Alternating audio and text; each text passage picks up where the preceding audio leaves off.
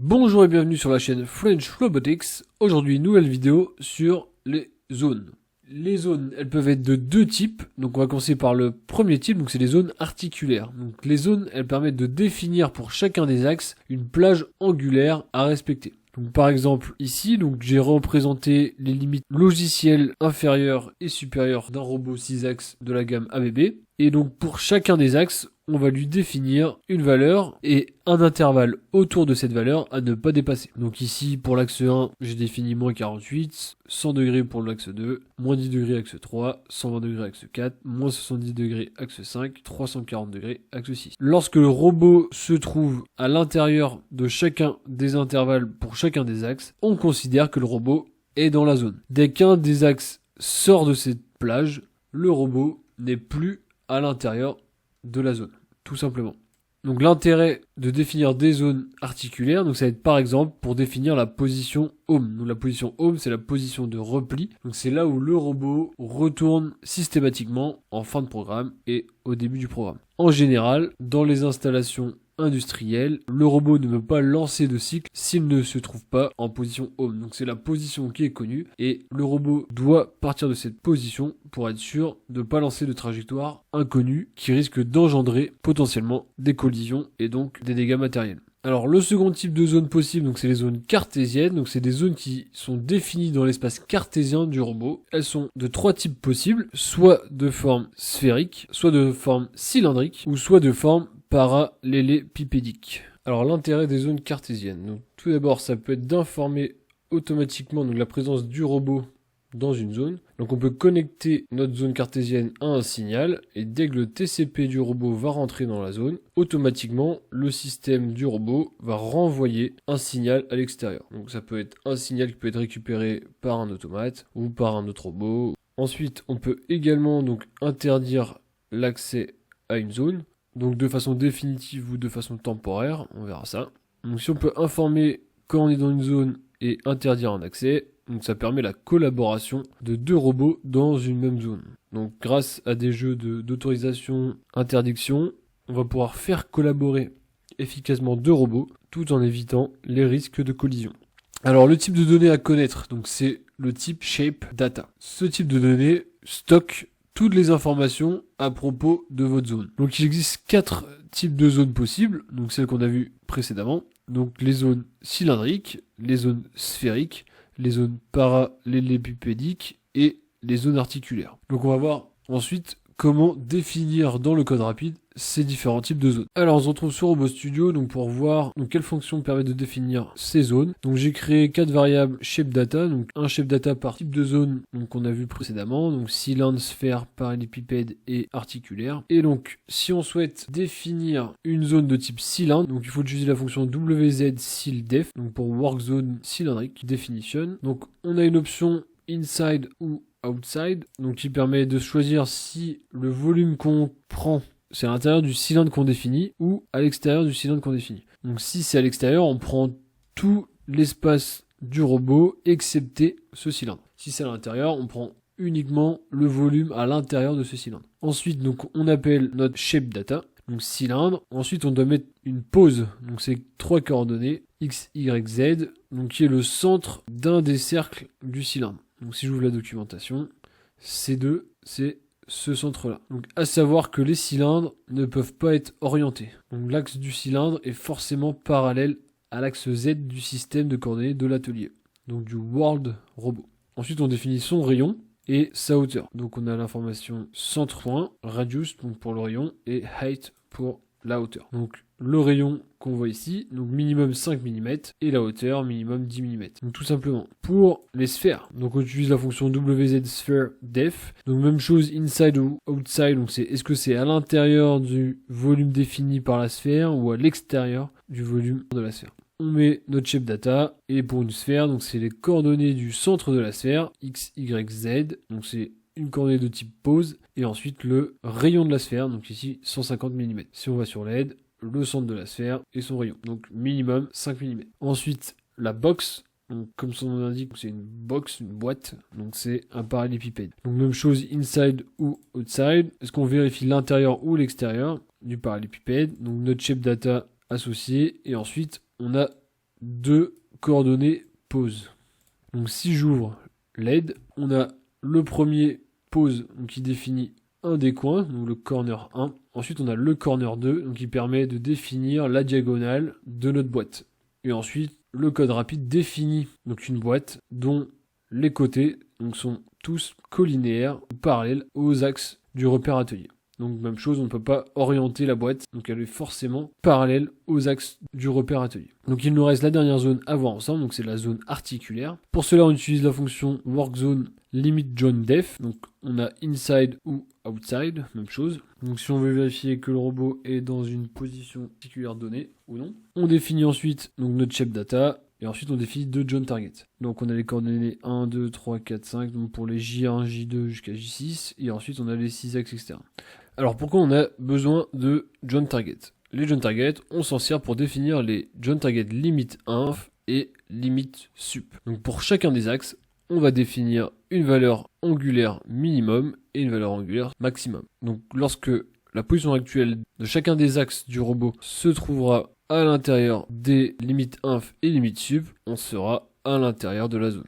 Si un des axes se trouve en dehors de l'intervalle qui lui a été défini, alors le robot se trouve en dehors de la zone. A savoir que si on ne veut pas qu'un des axes soit utilisé dans la définition de la zone, donc il faut mettre 9 et 9. Donc ici, si on regarde bien, donc j'ai défini une zone articulaire avec des join targets qui ont 9 et 9 sur tous les axes, excepté l'axe 3. Donc il y a moins 10 en négatif et plus 10 en positif. Donc au final, c'est-à-dire que j'ai créé une zone qui scrute uniquement la position de l'axe 3. Lorsque l'axe 3 est dans cette zone, moins 10, 10, alors il est à l'intérieur de ma zone. Si il est à l'extérieur, il n'est plus dans la zone. Donc on peut définir une zone qui scrute uniquement 1, 2, 3 ou 6 axes, comme on le souhaite, en fonction de comment on définit les valeurs de nos join target limit inf et limit sup. Alors il existe une seconde fonction donc pour définir des zones articulaires, donc c'est la fonction workZone home.def. On retrouve les mêmes options inside ou outside. En général, comme cette fonction est utilisée pour définir la position home, donc c'est une position articulaire du robot plus ou moins un delta, comme on a vu en début de vidéo. En général, on met l'option inside. Donc après, on met notre shape data, donc qui va récupérer tous les datas de notre zone articulaire. Ensuite, on met notre join target donc de référence. Donc ici, c'est notre join target home, donc que j'ai défini avec des valeurs angulaires sur les axes de 1 à 6.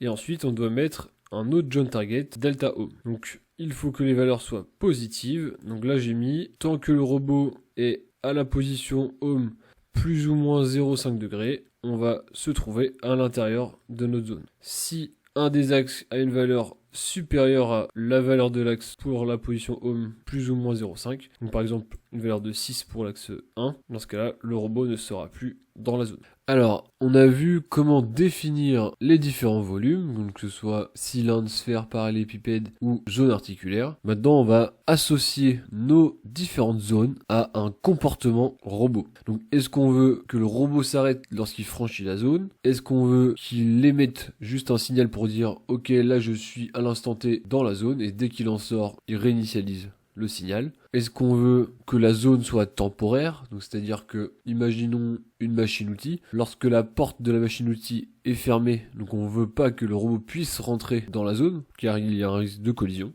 Et si la porte s'ouvre, donc là on veut que cette zone-là soit désactivée pour que le robot puisse rentrer à l'intérieur pour déposer une pièce. Donc on va voir qu'il y a deux types de zones. Donc c'est ce qu'on va voir tout de suite. Donc il existe deux autres types de données à connaître. Donc on a des workzone stationary et des workzone temporary. Donc la différence entre elles, comme leur nom l'indique, c'est qu'il y en a qui sont temporaires et d'autres stationnaires, donc qui sont définis au démarrage du robot et qui ne sont jamais supprimés. Donc la WZ Stationary, donc c'est une zone qui reste active à partir du démarrage du robot. Donc on verra comment déclarer ce type de fonction. Donc c'est grâce à des fonctions événements qu'on verra dans la prochaine vidéo. Donc ces fonctions événements, elles permettent de lancer un bout de programme. Dès que le robot démarre, on lance une routine, donc il définit des choses et qui sont utilisées par la suite. Donc l'affectation des workzone stationary doit être lancée obligatoirement lors d'une routine événement power on. Donc on verra dans une prochaine vidéo. Donc seconde zone, donc c'est la zone temporaire, celle-ci elle peut être définie ou implémentée n'importe où dans le code rapide, et ensuite on verra qu'il y a des fonctions pour activer la zone, la désactiver ou la supprimer. On n'a pas de contrainte sur l'appel.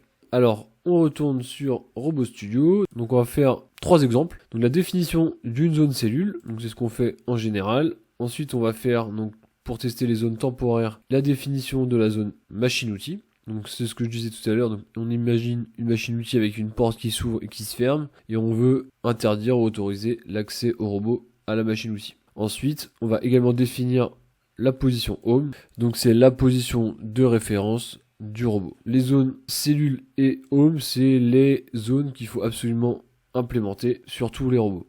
Donc j'ai créé une nouvelle shape data que j'ai appelée zone cellule, donc j'utilise un parallélépipède, comme ma zone est de cette forme. Donc avec la fonction wBoxDef. Donc je définis outside parce que je veux que le robot soit capable de naviguer totalement à l'intérieur de ce volume. Par contre, dès qu'il en franchit les limites, je veux qu'il s'arrête. Donc le volume qui nous intéresse, c'est bien l'extérieur de ce parallélépipède. Et ensuite, donc j'ai défini les coordonnées pose. Donc c'est, je rappelle, les coordonnées de la diagonale de notre parallélépipède. Donc j'ai mis moins 1500 en X, moins 1500 en Y, 0 en Z pour le premier. 1500, 1500, 2500. Avec ces paramètres-là, c'est comme si on mettait le robot au centre de notre zone et qu'il avait 1500 mm de chaque côté, donc à droite, à gauche, devant, derrière, et en hauteur, il ne peut pas toucher le sol, il ne peut pas aller à plus de 2,50 m en hauteur. Donc là, on a juste défini notre zone. Si maintenant on veut qu'on affecte cette zone à un comportement d'arrêt dans le cas d'un franchissement, donc on doit utiliser la fonction WZ_limit_sup, donc qui est bien l'activation de surveillance de la limite de la zone atelier. Donc on a un premier paramètre qui peut être soit stat, soit temp, donc en fonction du type de work zone. Donc nous, comme c'est une zone atelier, on veut qu'elle soit tout le temps active, donc cette fois-ci ça va être une zone statique. Donc je vais mettre stat. Donc ensuite on va définir notre work zone stationary, donc que j'ai défini plus haut, ici, work zone stationary, que j'ai appelé du coup WZS pour stationary, et zone cellule. Et j'associe mon shape data à mon workZone stationary. Donc grâce à l'appel de cette fonction, le robot sait qu'il doit surveiller la position du TCP à l'intérieur de la zone et dès qu'il en franchit les limites, il s'arrête. Donc bien faire attention, il s'agit bien du TCP, donc c'est du TCP actif.